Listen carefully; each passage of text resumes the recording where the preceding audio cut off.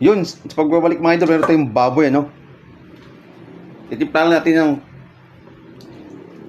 suka, tuyo, idol. Estimate lang to, no? Kung kaya nyo mag-estimate, estimatein nyo. Sugar, idol.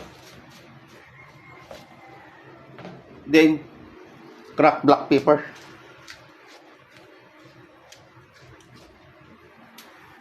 Pagkatapos yan, idol, sit aside natin to, idol, kasi magluluto tayo.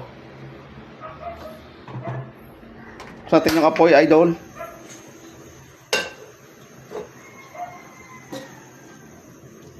Lagay natin yung pressure cooker natin para mabilis tayo makapagluto, idol, no? Wala pang 15 minutes luto na yung baboy natin na kasim na minarinate, idol. Alam niyo kung ano minarinate natin doon?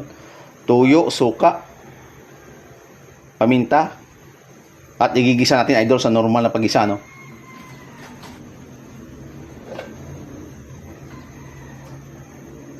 Tanggalin natin yung tubig. Mayroon tayong white onion, idol, isang piraso. 3 pirasong laurel leaves. At saka isang buong maliit na bawang. Ni-chop ko na, idol, no? Maglalagay tayo ng oil, idol, sa pressure cooker natin.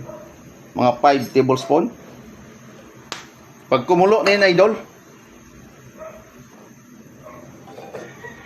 gisa natin ito sabay-sabay kasama ng laurel.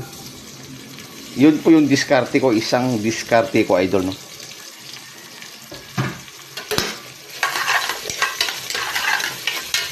Gisa natin hanggang lumabas yung aroma. At pag lumabas yung aroma, idol, pag lumabas na yung aroma, idol, maglalagay tayo, idol, ng Heinz tomato paste, kahit anong klaseng tomato paste. Mga 3 tablespoon lang, idol, no? Kasi yung baboy natin, 200 na yun binili natin. Kulang halos lagpas kalating kilo, idol, no? Tutin lang muna natin yan. Yung tomato paste natin, no? Pag ganyan na siya, idol, lumabas na yung oil ng tomato paste natin. Lalagay natin, idol, yung baboy natin na tinimplahan, idol, dito. Pero malakas pa rin yung apoy niya, idol, no?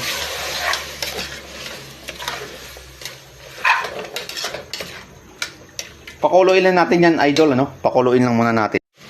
Pagka ganyan na siya, idol, ano? Kita nyo? Palabas na yung tubig niya. Additional tayo ng magic syrup, idol, estimate lang. 1 teaspoon. Para yan ang magsisilbing bitchin natin, idol, no? Kasi hindi ako gumagamit ng bitchin. Pero malakas pa rin ang apoy niyan, idol, no? Pag ganyan na sa idol, mga mantika na, lagay tayo ng tubig para doon sa palambot ng pork kasim natin, idol. At kung anong tawag niyan, idol, abangan nyo pag maluto na, idol, at may tatawag tayo dyan, idol, no? Pag ganyan na sa idol, silden natin ng pressure cooker. Hintayin natin to 5 to 10 minutes. Luto na yan, idol, ano? Balikan natin. Yun, idol, tinanggal ko na yung pressure niya. Tapos bubuksan natin.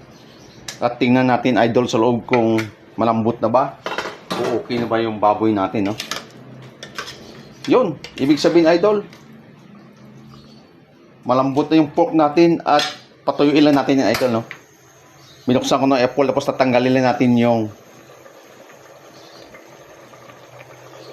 excess na oil niya, idol, sa taas, no? Ito yung sinasabi ko, idol. Tanggalin lang natin yan, bawasan lang natin. Tapos patuyuin natin yung baboy hanggang sa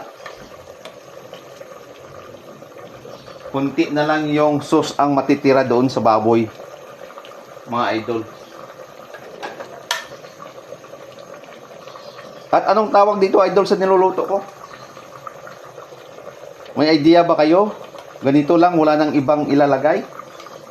Tomato paste ang pinaka main ingredient at suka, tuyo lang, idol, no? Patuyuin lang natin, idol, at bago lahat, tikman muna natin kung okay na ba yung lasa. Kasi patuyuin na lang natin yan.